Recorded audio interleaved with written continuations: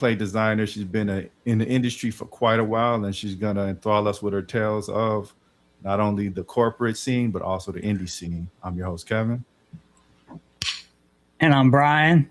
And this dope hat right here, you can buy this at JarrellSankey.com. Awesome. Yeah, we appreciate you joining us, Terra. So yeah, just give us a little bit of a introduction to yourself.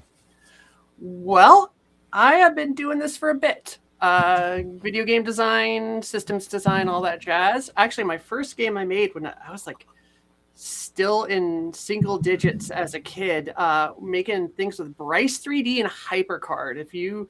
That is a deep dig for those of you who are. It shows my age a bit, but yeah, and I've been making games ever since. Been popping around, touched probably just about every engine that's out there, and have been doing everything from indie to AAA to AA to mobile. If you can put a game on it, I probably touch it. And so, what do okay, Unreal Engine. What are your thoughts on that? Are we talking the most recent push for 6 or in general? Oh, just in general. Great system. I mean, it's an engine. I'm making actually my own game in it right now. It's called Abby Normali and Mayhem Mansion. Plug, wish list, and it's great. I'm worried about 6. What are your concerns with that one? So Epic really wants to be roadblocks for teens, right? That's like their push right now, is to be a creator-made market, so people can just make games and everything. So with 6, they really want to up that integration with Fortnite and everything like that, and make it more AI and beginner friendly. So vibe coding built into the system, but they're cutting out blueprints, which, if you don't know what blueprints are, they're like the key fundamental visual scripting language that most developers use now. Right. Which I don't know why they're doing this in their business decision. I think this is going to hurt their bottom line in the long run, chasing that short-term vibe coding goal, but we'll see, I guess. I know I'm sticking with 5 until they bring it back. So. Okay. Yeah, I had no idea they're removing it. I know that's for a lot, especially if you're not a coder, that's what most gameplay creators, they use blueprints. Yeah, I mean, I can code. I don't want to most of the time, so I use blueprints for 95% of what I do. So, oh wow, it's interesting right now. So, with this vibe coding approach, what is it exactly? You just type it into the AI, and the AI creates all of the gameplay for you, or? I don't know exactly what the full rundown is, but yeah, that's the vibe I get. They really want it to be easy for beginners to basically go and say, make my characters so they can jump 5 meters high, and then it does it. Right. So that way, which is good. It'll get people into the into everything. Like, if you want new people getting into the industry, you have to do stuff like this. But cutting out the other stuff that professionals and big studios Square is running Final Fantasy VII Remake on Unreal 4, actually. Wow. There's so many, there's a lot of game franchises out there that are using Unreal 4 or 5, and to cut a huge chunk of it, I think it's going to come back and bite them, but we'll see, I guess. Yeah, I think that's just the industry in general. They're going all in on AI, and they kind of think it's the silver bullet for a lot of things. But right, like you mentioned, I don't think you should remove tools that developers used to use that gave them the specificity to be able to really tweak things how they want. It doesn't make sense to take that out. You can keep one and add the other. Yeah. No. I'm uneasy about it. Which I actually think Godot might be the next big thing in games, actually. Open source is probably one of the better things, because Godot, for instance, they removed their visual scripting altogether, right? But because it's open source, all the people who liked it just took all the stuff out of there, made a Git, and made it so you can plug it right back in. That's the engine created in Java, correct? Or I you use believe it's Java. I don't remember the exact language it's using. Keeping all that straight, which we use Red is like. So with coding, if you are coding, what are you using? Python, Java? I mean, I was in Unreal uses C++. Right. So I'm working in that mostly now, but I also did C# with Unity before. So that was my previous one, but I've been all over the place. Lua, like. So Unity, how's that? Because I know that's a really popular one. So they had a hiccup there. Unity had a really big hiccup with their pricing structure. Basically, they got someone in and was like, hey, we're going to make it so every time your game is downloaded, not purchased or anything, downloaded, you have to pay us. Wow. Yeah. And so it wasn't good, but luckily the internet made such a fuss about it that they were like, okay, no. Because there could have been some terrible things like griefing, just uninstalling and downloading a game over and over just to grief someone you don't like. So all of a sudden, their little indie game that they made, maybe it's a little bit more art house or has some like themes you don't like, and all of a sudden it costed them millions of dollars just having a bot do that over and over. Wow. Exactly. Luckily, they got rid of that, but the trust was broken. So a lot of developers I know jumped ship and moved over to Unreal or Godot. Okay. Yeah, I kind of think that's the danger of some of these engines. Like once you become so invested in the ecosystem, and it's hard to jump to another one. Whenever they want to change the price or the policy, the terms and conditions, you're pretty much at their mercy. Yeah. Luckily, Epic hasn't done any shenanigans like that yet, but they're just making some silly mistakes with 6. So I think Unreal is probably the game engineer is still going to be seeing for a while. But like I said, more and more people are making things in Godot, so we might see some people moving over there. Okay. Can you talk to us a little bit, especially for our listeners, just about the game that you're making, the indie game that you're working on?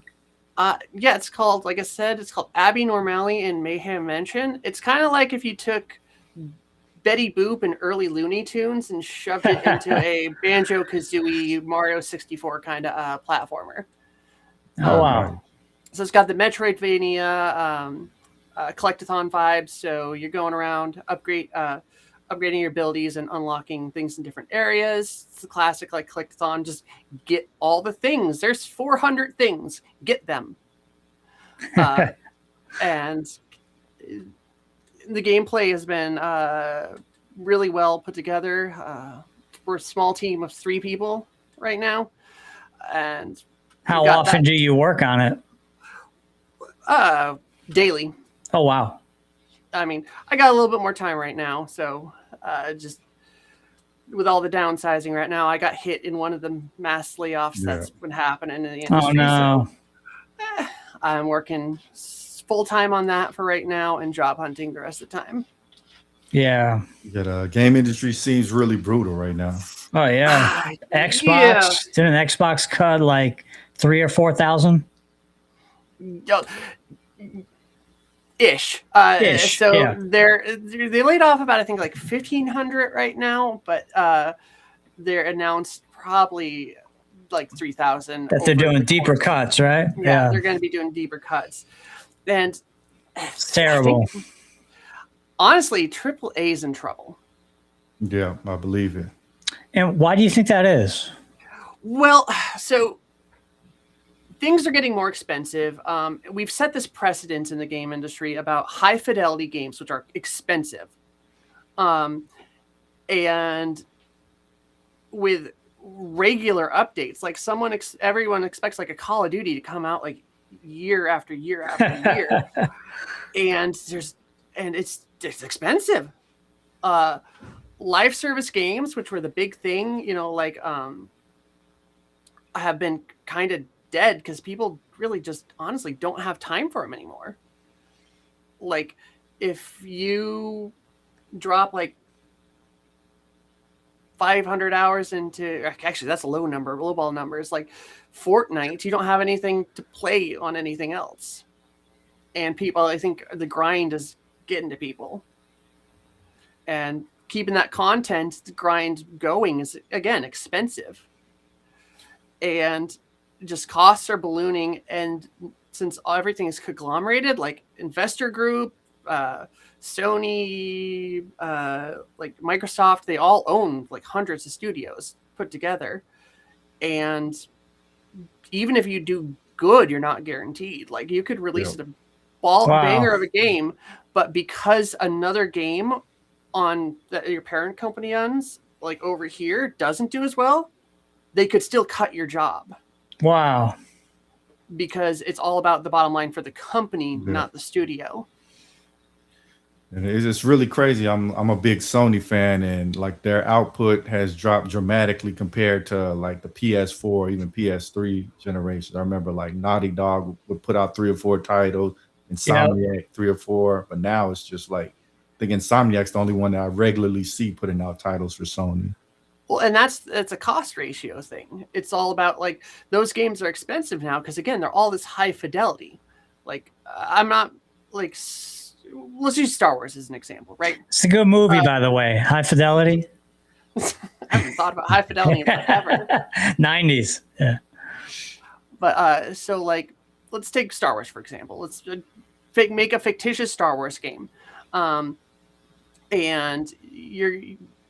people want to see it from like or they think people want to see it from like a, realistic standpoint. Like it's got to be really like, what was that run Ubisoft released recently? Like the one where you're kind of a bounty hunter. Assassin's Creed, is it that? No, it's a Star Wars one in particular. It's an Assassin's Creed-like Star Wars game. Oh, okay. But, okay. The characters were really well designed. Like the graphics were good and everything like that. But again, expensive.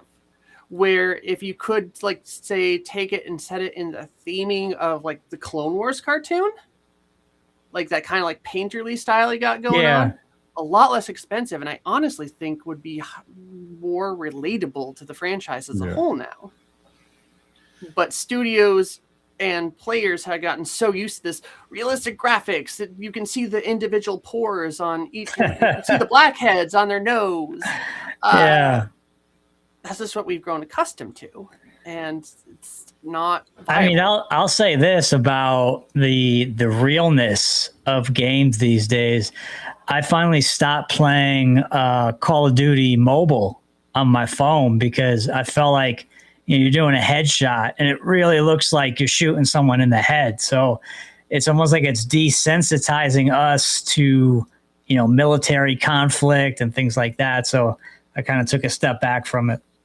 Yeah, and I think that's actually got some like, that's some part of it too. People are getting desensitized and they're just like, these are all looking the same. They all feel the same now. And but with that, we're seeing a AA revolution right now. Mm-hmm. Like some of the best games released last year were AA, like Silk Song.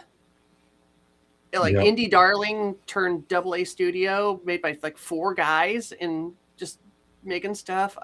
Dispatch, which is a superhero dispatch call center game, very stylistic, very story driven. You could beat it in like a weekend.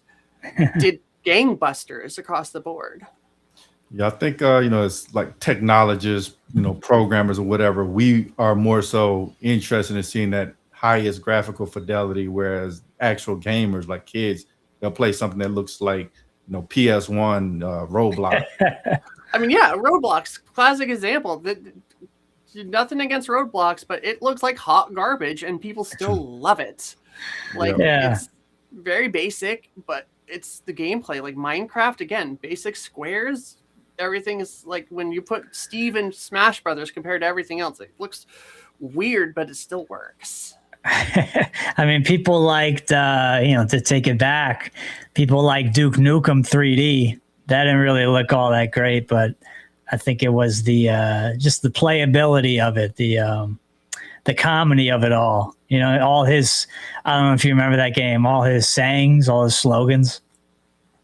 Yeah, and like look at the old one. Look at the old one versus the one that released a few years ago when they went all like, "Ooh, it's really pretty now" and everything like that, and it's in a new engine. And it was one of the worst selling games all time. Oh, was you compared to talking the ones you're about, talking about. Duke Nukem Forever? Are you talking about that Yeah. one? Yeah.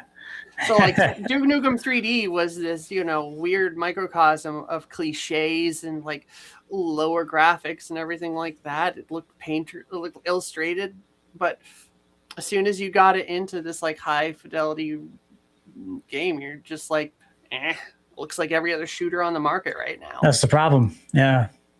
Yeah, I think Nintendo also mentioned that gamers, they're not as invested in the technology as much anymore. Like, I think we're seeing a shift more towards the interesting gameplay concept versus just it looks 10 times better. Yeah, I mean, you got to have some level of graphics on there. Like the most recent Nintendo, was it Scarlet and Violet Pokemon game? It needed more time in the cooker to get some of those graphic layers out of there. But like, the new one that's coming out looks great. Like Waves and Sky, I think it is. Sea and Sky. I don't remember the exact title name, but it looks great. But it's still got that cartoony anime vibe going on. Pal World, big smash hit that's going on right now in the Pokemon vein. It looks like, it's Pokemon ripoff with Pokemon with guns. Looks silly, looks like that, but it's one of the highest concurrent player games on the market right now. So let me ask this. How did you ultimately get into video game making? And, were you first just interested in playing like Nintendo, Super Nintendo, Genesis? Was that your entry point, or did you get into games in a whole different way? Oh, there's two games that made me realize that someone had to be making those and made me jump in, like I said, at a young age. So the first one was actually Bungie's original Marathon, like the old one on the old Macs. Like I think and I realized that, someone's writing these stories and everything like that. Like that's all written out because it's walls of text on that game. And it's still great. It's a great old shooter. But the other one that actually got me into it was Myst. Yeah. The point and click adventure. Because I remembered with the disc in like a PC game. Oh, my camera just left out. Oh. Let me try fixing that. Okay, well, I might just be a circle for a bit. Yeah, no worries. But yeah, I just lost my train of thought. Oh, in one of those old PC magazines, they had a thing where you could, it had like a making of Myst. Like movie DVD that you could pop in. And I watched how they did it, and that's how I actually figured out how to do the HyperCard, because they actually, that's what they used too. Was the HyperCard and like just some 3D modeling software. Okay. What was HyperCard? Something like what is that? PowerPoint, like an advanced version of that, or what was? Yes, it's basically advanced PowerPoint. So basically, you could rig things up. So as you click on the screen, you'd go like it would bring you to a different, basically PowerPoint slide. And then you could bounce around. So you could program in like, I click on this tree over here, and it'll bring me to a slide where you did a close up of a tree. I see. Yeah, that seemed revolutionary at the time with the pre-rendered graphics. Looked amazing during that time period. I mean, it still looks pretty good, all things considered. Like, but other games did similar things. Final Fantasy VII was completely built on pre-rendered graphics over. So as you're running around in Final Fantasy VII, you're moving like on basically fake platforms and everything like that. With a background that was pre-rendered. Yeah, no, Final Fantasy VII, I remember that from my childhood. Final Fantasy VII, Final Fantasy VIII. But what is it you think specifically about 7 is what has, really gained the most interest in the series? Well, I think it's because it was one of those first 3D titles, and it was a breakthrough hit for the PlayStation, or breakout hit for the PlayStation. Breakout, yeah. Like, it was one of those first games that just like really made everyone go like, ooh. Yeah, the cutscenes. Mm-hmm. Yeah, it was a big shift because SquareSoft, they left Nintendo to go to PlayStation because I believe it felt the cart didn't have enough space on it. So that's why, they went to the PlayStation and used the CD, and that's how they were able to do all the pre-rendered backgrounds, the full motion video. Yeah. So that was a good one, but yeah, this pre-rendered graphics. I can't remember how we got on this. What was the original question? How I got into it? Oh, yeah. Yeah, just like in general, like, did you get into video games because you just love playing them? Or was it more you're coming at it from, more of like a narrative or analytical view of, oh, I like how this is coded. Like for me, the first programming I ever did was in QBasic. I don't know if you remember the snake game. Oh, yeah. Yeah. So you designed one of those? So I changed the color of the snake, and I thought it was like the coolest thing. Oh, there you go. There, I'm back. Yeah, in QBasic, I changed the color of the snake, and I was like, wow, like, programming's awesome. Yeah, like I said, for me it was that the DVD that I watched to get that missed making of, and I started making that, but I just never stopped is what it came down to. And it's a puzzle. It was game design is a big puzzle, especially if you're solo deving it. Like, all these pieces have to fit together. You got to get, this piece of artwork to work over here to connect to this piece of code over here. Thank God for object orienting coding later on, because back before that, but and again, I never stopped. I moved into RPG Maker at a young age. I modded the heck out of The Sims and StarCraft. Oh yeah, The Sims. And then yeah, I got into some more regular development engines all through it. But like, for people who are watching and wanting to get into it, basically my suggestion is just fail faster at it. Yeah.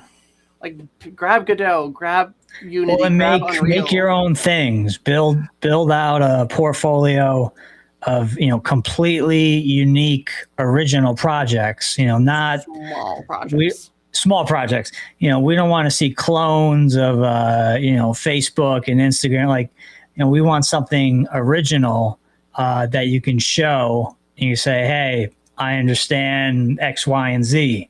Give me a shot. Well, yeah, and like you were talking about, like with changing your code to change the color of a snake, that's not like a big graphical amazing feat that you did, but that was a cool thing you did. As a kid, yeah. Yeah. As a kid, it's like mind-blowing, like, wow, I could change the game. Yeah, and be proud of that. That's the other thing too. A lot of people, especially nowadays, they look at the at like modern games and they're like, oh man, the game I made doesn't look anything like that. No shit, that's a game put together with like hundreds of people, dollars. Yeah, for years. Yeah, like that's 2 years. That's like 2 to 5 years of someone's life there, or like hundreds of people's lives there, with millions, if not, God, GTA's billions of dollars right now. And yeah, you and your buddy who are making a thing on art like Unity are not going to be making a GTA looking game, right? Be proud of making Pong in like Lua or whatever. That's an achievement. Like, how much does your portfolio actually help you get into the industry? Like, you can say, "Oh, I made this game or that game," or is it more so like, "I went to school and I've learned these concepts"? Honestly, portfolio is way bigger than That's what I was thinking. Yeah. schooling. What's good about school is they will teach you standards. Like this is industry standard. They get you going queued up for getting into the industry. But honestly, it's more about being able to put product out there. Because don't these companies want to see, hey, what can you build? I don't want to see some Udemy project that you've just cloned on GitHub. Like, I actually want to see something that you put some hours into and are proud of. Yeah, and honestly, like you said, you could start with that Unity clone and then build up off of that. Building off a template, there's no shame in that. The assets are there for a reason, but it has to be your thing. You can't just be like, oh, one for one, and I changed a couple of the 3D assets. No, that's not gonna get you through. But if you need to start off with if you go on Unreal and you're like, oh man, there's so many layers to this template for this platformer I want to do, I'm just gonna get a starting point.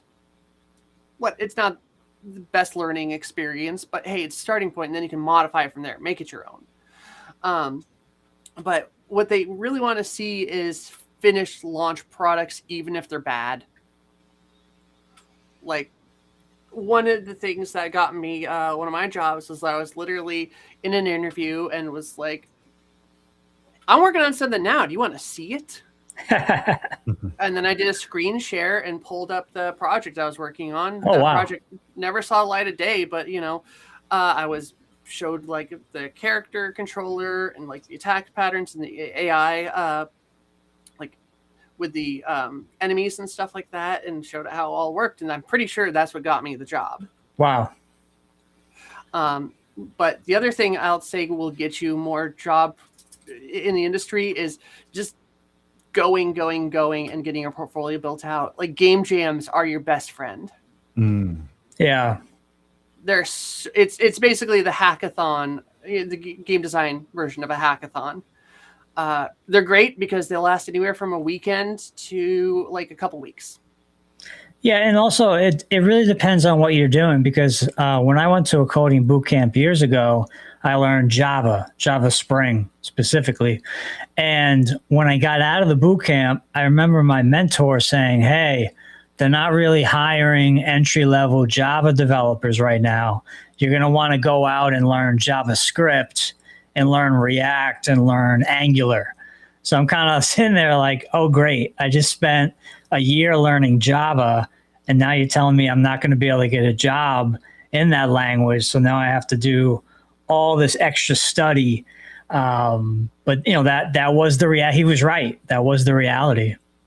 Yeah, and that's gonna be the problem with a lot of schools you run into, especially game design, because a lot of schools will teach you one particular engine because that's what they hire staff on to teach in Unity or Unreal or whatever thing they're using. But you need to be able to work in any or all of them, and that's not just well. And here's the thing, like, if you, let's say, have been working purely in Unity, and you decide, and you're applying to a job that's for Unreal, they don't particularly care that you haven't worked with Unreal. Unreal will be a bonus if you've worked in it, but proof that you can learn an engine is great. Like, I've gone into a couple AAA studios that have their own bespoke engines, so you have to be able to show that you're capable of learning rather than your knowledge base. It makes a lot of sense. So, like, what are some of the other like tips that somebody who's wanting to break into the industry, what do they need to keep in mind, like their first day on the job? How do they like stand out and look good? Well, social skills are great. Like, having some level of social skills and thinking on your feet is a bonus, because there are so many people out there who just don't know how to do that. Yeah. Well, yeah, I feel like with programming, a lot of people get into it because they don't really like people. They don't really want to deal with people. They just want to. It's like, okay, just let me put my head down and let me code. You know, there's a lot of people out there like that. Which is fine. Sorry, you might hear my dog in the background. Which is fine. It's that's something you can do. But if you want to really get ahead, it's social and networking on your level. Yeah. So one of the biggest things that you can do, especially, so this is why game jams are great too, is you jump in and you do a game jam and you work with like 5 other people that you met there. You don't have any prior like hookups with them or things like that. All of a sudden you have 5 new contact points in the future. Yeah. And from a networking, like purely just from a networking standpoint, it's probably the reason why a lot of people go to college or, you know, music school like Berkeley. It's all about the connections that they make, not necessarily the curriculum. Yeah, and the thing is you can do that networking. You just have to be a little bit more clever about it. Because like when I went to school, I didn't network. I was working full time and running. I graduated in 3 years. I was no fun and didn't make any. I left with no networks, and that set my career back like by at least. That's 2 tough. years. Yeah, that's tough. You know, like we often hear everybody say you need to network, but how do you network effectively? Basically, it's just being nice to people, and don't kiss their ass. When I was I'd go to GDC with a badge because they would put your like studio that you work with and stuff like that on there, on your like digital thing, and I would have so many people hitting me up that just wanted to meet me because I was working for X or Y company, right? And it was insufferable. So that's what makes you say that? I mean, so people are coming here to have, you know, a decent time, and unless they're a recruiter, they're coming either for the conferences or the show floor or hanging out with their peers, things like that. Yeah, but they're not showing up to spend time like fielding every single the hundreds of blind requests they're getting on the GDC like networking or the message app. What you can do though is show up to a talk, and then a lot of times the talker will have a Q&A afterwards or like a panel afterwards, and if you just sit down at the table with them and talk to them like they're a human being and not this connection to get you into the thing, and you're cool and you're sociable and you're not like just being a kiss ass or whatever, then right like, oh, can you hook me up, you know, oh, give me this person's name, like you don't want to appear thirsty, I guess. Yeah. Oh, there goes my camera again. No, you don't want to be thirsty. You don't want to be that person, because being that person is like, it's not going to get you into the industry. Like you're saying, like, okay, not only do you need to have a nice portfolio with some, you know, small projects perhaps that really show your style of coding, design. You know, I don't know. It's, you know, I think it just really depends, you know, what a company is looking for, what you have to offer, you know, like you're saying too, though, are you trainable? Can you learn a system, a framework? If you can, okay, great. We'll hire you for, you know, the new Unreal Engine game that, you know, we're working on. But I guess, you know, ultimately it just depends. Yeah. And then also like referrals into that, because you've made those networks and people know you and know you're a good person and know you can handle your stuff. That's when you get those referrals. Which is what you want. And like, and then I hate to say it, it's luck. Yeah. Well, we've seen that. Me and Kevin have interviewed a bunch of video game people, and one guy said it was purely luck. You know, he wasn't working in the industry. He was looking for jobs, and one day he comes across, I think, what was it, Activision, Kev? Yeah, I can't remember. I think it was, yeah, I forget the guy's name, but yeah, I think it was Activision. He saw an ad for, entry level QA tester, and he thought to himself, "Huh, that'd be a pretty cool job." But then he said, "Nah, I don't think they go for me." So he forgets about it. Week goes by, he sees the same ad, or I don't know where it was posted. He sees the same ad, and he said, "You know what? I'm going to apply to this." And he gets it. And, 3-4 years later, he's a senior QA tester at Activision. So it's, luck is definitely part of this. Yeah, it's luck, and it's also perseverance. Yeah. And this is where actually men usually have the better entry into the industry than a lot of women do, because men just think higher of themselves a lot of the time. And they'll just shoot their luck and be like, "Oh man, yeah, I don't have half these skills, but I think I'm a badass."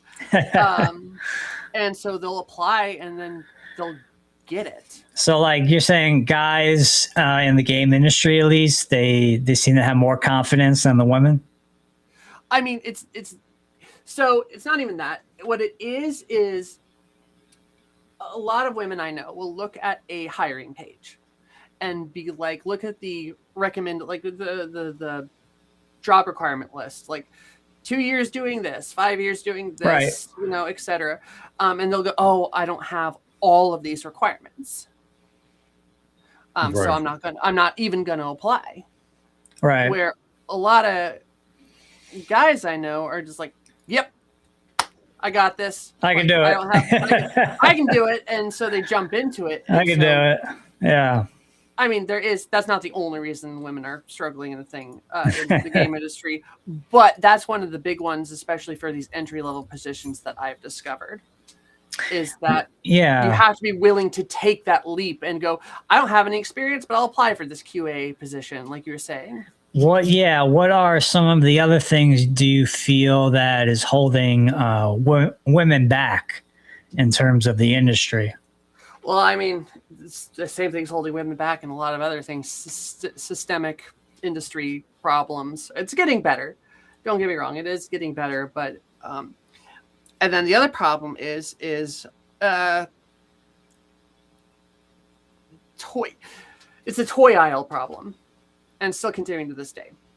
So back after when the Nintendo Entertainment System came out, Nintendo was like, "Well, we're going to release in toy stores because we're going to try to sell it more to kids, because the Atari crashed hard and they want to be not associated with Atari anymore." But at that point, and still a little bit to this day, the toy stores were very binary genders. You had the pink aisles and the blue aisles. Oh yeah. So Nintendo had to pick which aisles they wanted to put their equipment in, and they picked the blue aisles. And therefore, it was turned into a boys' thing. I see. And because of that, the games that were coming out were very boy-themed, and this has continued to this day. So, what are the most common games we see in the market? Shooters, RPGs. Yeah, which are very like, hoorah, like, let's do this, like masculine coded things. Yeah, like the Call of Duties and stuff like that. Yeah, and so women don't play those as often, and then when in a interview they ask, "Well, what are you playing?" and they'll be like, "Oh, Animal Crossing." Well, this job is for, you're applying to Activision for one of their shooters that they're making, and of course they're going to be like, "Oh, well, they don't have experience in this thing." And so that's part of the problem. It is very male focused, so you're going to have like problems getting in there. So, like, what do you feel women can do to better prepare themselves to be able to get, look appealing to these companies that are? Get out, yeah, get outside your comfort zone first off. Like, I really don't like sports games, but I play them. Just so I have an understanding of how they work, and treat it as more of a case study than like getting enjoyment out of it. Play Animal Crossing or whatever game that gets you like in your Zen place to get you in your Zen place. But get in, buy a 5-year-old copy of like one of those EA sports titles and just play it clinically for a few hours. Take notes, understand the game mechanics of it. And you're going to discover that, like, even though it's not your jam, you've learned something from it. Right. Right. So you're just showing you're able to step outside the comfort zone, and you're able to make whatever is required to. Yeah. And this isn't even for women too. Dudes do this too. Like, this is a general thing you can do, because the more you understand like all genres of games, the better you're going to do. Like, you become ultimately more marketable. Yeah. Especially if you can work in C#, Unity, C++, Unreal. If you have both skill sets, I imagine you could, land a job pretty easily. Yeah, and like being able to talk about these things with anyone, like, really helps with that. Like, again, I don't play sports. It wasn't until I was 20 that I realized dribbling was a rule required in basketball. I didn't know that. I just thought it was something people did. That was how little I knew about sports. And then I realized this is a huge hole in my understanding of the world, and this is something I should understand at least the bare minimum of. So I did that and played those games. I wasn't a huge fan of it, but now I could go in and use those tools that I learned in all the games I'm making. How important is having like an online presence? Let's say you're just developing in public and you're posting everything you do on LinkedIn or YouTube in terms of like getting noticed. Oof, this is a mixed bag, because the internet can be a make or break situation. If you say something silly or stupid that you think is funny, but you realize is uncouth, it can get you canceled. It doesn't land. Yeah. It doesn't land. Like, and especially for younger people, your humor is going to change. So something you think is funny now is going to look bad in 10 years from now. And if that's what you're known for on the internet, that's not good. So be careful about it, I say, and be heavily curated. Like, don't dump everything you do ever out there. Yeah, it makes a lot of sense, because one wrong move and everything's going down the toilet. Well, and it can be something silly too. Like, do you guys know who Lindsay Ellis is? No, who is it? She is a content creator that does long form video essays, right? Okay. So, she gets on, like, makes a post about how the new Disney that dragon movie, what was it, like Raya the Dragon, like, that came out years ago, was basically Avatar, and then got offline.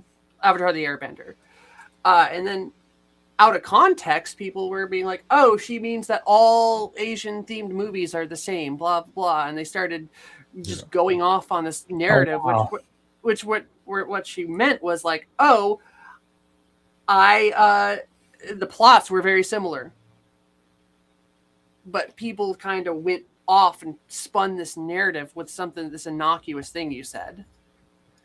So if you're out there, be careful, man. I mean, me and Kevin talk about this often. One wrong move and you're done. Yeah. You know, you've been building something for years and years. You have hundreds of episodes. You say one wrong thing to the wrong person, and you're done. You're going to get canceled. That's the reality. You know, it's sad, but that's the reality we're living in right now. And again, it's harder for women out there because there's people actively rooting for you to fail. And it's just a problem in the industry. So be extra careful. And especially if you're in the LGBTQ scene, you'll got to be extra careful. Like I did webcomics there for a while, and I made a character with, or some characters with, you know, LGBT themes. And man, there were people out to get me. Like actively out there. Oh, wow. Messing with me. And so like my online presence now is almost nothing because of that kind of thing. Just not because of anything I did or said wrong. It was just people were out to get you. It's like people will take something and then run with it. You're saying? Yeah. And you just got to be careful, man. Especially with how. I think it's really interesting, kind of ghosting the internet, because like, you know, like you mentioned, one wrong thing gets you canceled, but it's not just what you did recently. They can go back 10 years and say, oh yeah, you said this when, right, you know, 1995, you know, you were 15 years old and you said this about these types of people, and okay, now you're done, you're canceled. Yeah. And like, and it could have been funny at the time too. Like, you know, just God, look at media from the early 2000s and stuff. People were saying that's gay left and right, or using the R word, like just. Yeah, it was like a real edgy time. And they're just like, oh, edge, look, I'm such an edgy comedian or like edgy person. Aren't I funny? And then all of a sudden you're in a job interview and you're like, and they looked you up and they're like, you once said on Twitter that, you know, these people were, you know, this and that. And it's just like, bam, there goes your chances. Yeah. Well, that's really interesting that companies do now. They do check out your social media and kind of see what you have going on. I think a lot of people they don't necessarily consider that. They don't. That's the thing. This is a thing that's going to happen really recently with AI too. Yeah. Because you can jump in there, especially if you have a public profile. Let's say they want to hire you and they're looking, but they're like, all right, let's just check this person out. And so they'll ask the robot to be like, hey, check this person out for us. Give us a list of like their achievements or whatever. And it will troll all public information about you. I wonder like what happens in well, I guess you just don't get hired, but in an event of mixed signals like it, because, you know, AI is not perfect. So it thinks this other person is you and they're saying all this stuff and it says, you said it. And that's a whole nother can of worms. But yeah, that could happen. But especially if you have a unique name like I do. I'm the only me out there. So it's really easy to look that stuff up. So if your name is John Smith, you probably don't have to worry about it as much. But if you know you are the only person out there with your name and you are unique. How has things changed over time in terms of actually getting into the game industry? Like, what do you have to do now that you didn't necessarily have to do back then, and vice versa? So what you have to do now, more or less, is you got to work your way up more than you used to. So we talked already about the portfolio. So that's got to be there, right? Yeah, like, but stepping stones is like baby steps is a good way of looking at it nowadays. Like showing your steps in progression is a big one. And also, like, guys, I've been in it for so long. I actually don't know the differences for entry level getting in anymore. So I might not be the person to ask about this now I'm thinking about it. But for when I'm on a hiring team, the things I personally look for is creative thinking is one of the big ones I look at. So if I'm on a hiring team, I'll be like, all right, can this person think well? Like, are they good at actively problem solving? And that can be shown in a portfolio from like showing your steps. So what I love to see in a portfolio is, like, let's say you're doing like a level design. If you don't have your paper drawings of the like initial thought stages in your as a starting point in your level design portfolio, you're doing something wrong. I don't give a crap about your finished project. I want to see your path.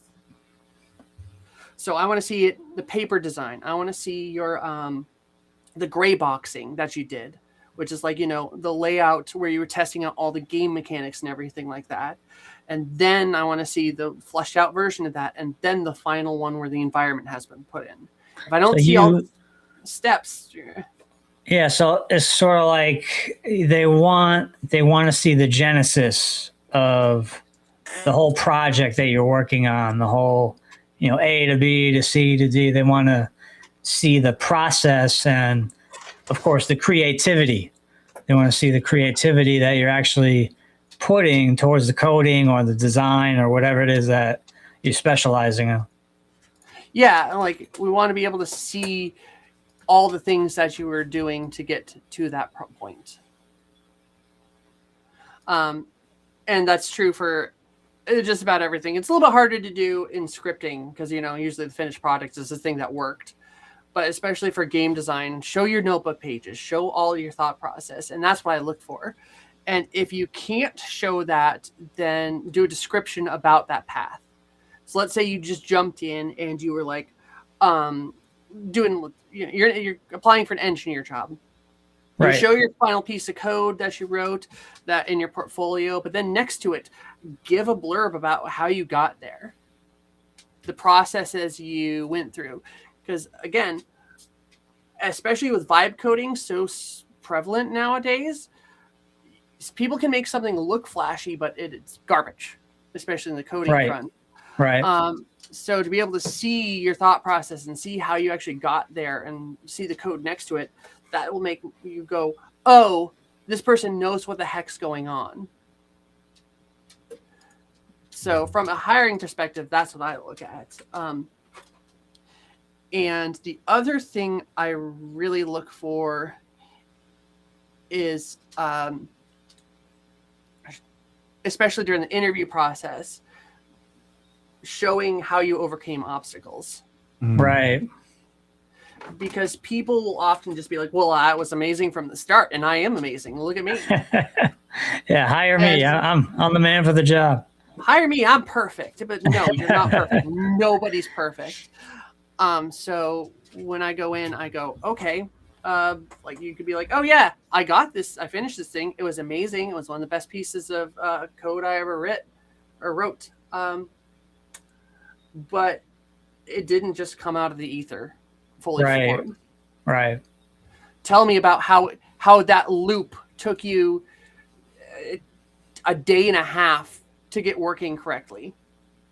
Yeah, it makes me think my dad was a teacher. He taught science and math and stuff like that. You know, he was always showing me as a kid, okay, you know, like science experiments, like, okay, this creates this.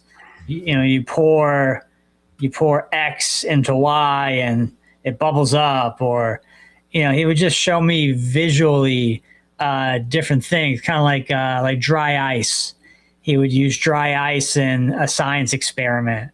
And, you know, I guess my point being, though, is he used to teach math. He used to teach whatever the class is when you don't do well your freshman year on algebra or whatever, you have to take the class that prepares you for that. So my dad was teaching that, and he always taught me, okay, write everything out.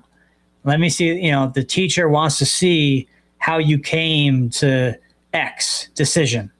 So I think that's kind of what you're saying too. They want to see all the mini steps that actually got you to the goal. Yep.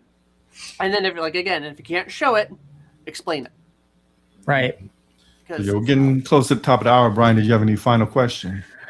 I guess mainly just for our listeners, you know, for people that are high school age, 14, 15, 17, 18, getting ready to go to college, would you, if they want to do games, would you recommend that they go to a 4-year school, get a bachelor's, and then, try to get an internship, maybe the second or third year? Or should they not go to college, just start learning stuff on YouTube, go the self-taught route, start building out a portfolio, and then start applying? So that's kind of my question. Which road would you go down in 2026? I'm going to give it a little bit of a cop-out answer because both paths are perfectly fine. But the question you need to ask yourself is, what is good for you? So do you do well learning by listening to a lecture? And are you self-disciplined enough to, when you get home, work on your independent game, go to college? Like, if that's your way of learning, that's the best way to get in there. If you are getting bad grades all through high school because you have problems paying attention and stuff like that, but when you actually get in there, you can hyper fixate on like video game design for days on end, probably college isn't going to be the best answer for you, because it's going to be continuing that treadmill of failure. So either is okay, just works best for you. But what I can say you can do on either scenario is keep going, fail faster, which means if something's not working, don't keep pounding your head into the wall over it. Right. Plan, iterate, move on, come to conclusions, shut the game down, start a new one. Take the things like one of the biggest, there was a game that sold last year called about digging a hole. That was literally a tool that they pulled from another game he was working on and made millions about a game digging a hole. Wow. So you never know where that $1 million idea is going to come from, as well as, just do these small projects across the board, get experience, get that portfolio filled up, and so you're going to have a better time. If the kid, speaking now in 2026, if the kid is more of a self learner, learns on their own, probably skip college, just go the self-taught route. Would you say that? Yeah, if you've had trouble in school, college is just more school. Yeah, like that. I don't know a single studio out there that is like, oh, college is a must. Like, because it's really, we've proven time and time again, it helps. It shows that you have like the ability to work within the. You can commit. You can make a commitment, right? But that's all that shows. Like, so yeah, just do your best and keep producing. Well, it's kind of like music school. I was trying to get into a jazz school when I was younger, and I didn't get in for whatever reason. I think the guy I had really long hair, dreadlocks. I just looked like, very like punk rock.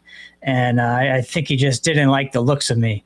But, it's one of those things where I remember watching, there were juniors there playing before we auditioned. There were juniors from the school playing on stage, and they were so stiff, not loose. I mean, jazz is very free form, improv, and they were just so stiff. And, and they're sight reading. They're reading the music while they're playing. They're playing while they're reading the music. And I'm glad I didn't actually end up going to school there, because instead I moved out to LA with an indie rock band, and then that failed. But then, like you said, fail fast. Then I started as a session musician, playing with all different types of projects. So I think, we just have to, like you're saying, resiliency, willpower, just keep going. And, if you're good at something, you will get noticed eventually. It might not be today, and people don't like to hear that, but I think that's what it comes down to. Just keep going, and someone will notice you when the time's right. Well, and accept failure. That's the other big one. This is one that people have a big problem with, especially in the games industry, is, do you know how many jobs I had to apply to get my first job in this industry? It like was thousands. Thousands. Yeah. And I had to hear no so many times. And I had to be willing to people like I made a game I loved. It was a loneliness simulator about you being alone on an Ark ship, and there was nothing to do. It was literally a nothing game. It was beyond a walking simulator. I was in love with it because it was an art house weird piece of thing. Everyone played it and they're like, I hate this. And I'm like, well, maybe I should stop and accept that this is not Try something else, right? Try something else. Like Try something else. Another good one is Freddy Fazbear, the $1 million, if not $1 billion franchise at this point. It was started because playtesters for his game said his 3D models were creepy. He was making like actual like cutesy, I think like religious games. I don't know. You can't quote me on that, but his like teddy bear characters he was making were like, they're like that's very creepy. They look unsettling. So he's like, fine, I'll just make a horror game about these guys. And wow, like 20 games, 3 novels, or like 20 novels, and like 2 movies later, we can see how well that failure turned into success. Absolutely. But yeah, unfortunately, we're at the top of the hour. Gave us a lot of amazing insight and wisdom. Before we get out of here, did you want to leave our audience with any closing thoughts? And where's the best place for them to find you and your projects at? If you just search Abby Normali in Steam, you'll be able to wishlist our project there. If you like old school jazz and cartoons, this will probably be a game for you. And if you're looking for me personally and want some like, I'm willing to help you out a little bit. Don't harass me though, like I said earlier. But you can go to terrasnover.com. And that's Terra, Terra, and I'm not going to give the full spelling of my last name, but it's spelled like the Pokemon Snover. So you'll be able to find me there. There's a contact page. I'm willing to chat games, help people out, and do some portfolio reviews sometimes. But again, it's very nice of you. Very nice of you to do that kind of stuff because, you know, some people like with music, I'm a drummer, and I know musicians coming up, some people would teach, other people wouldn't. And I always noticed I had just a natural pull towards teaching because some people can be amazing performers, but they can't teach at all. So it's like, it depends, right? Yeah, we appreciate you. We have to bring you back sometime. Oh yeah, I can talk about this stuff for hours, which we have to. Yeah, we barely touched the surface. We barely touched the surface with you. Yeah, great to be on here. I will gladly come back.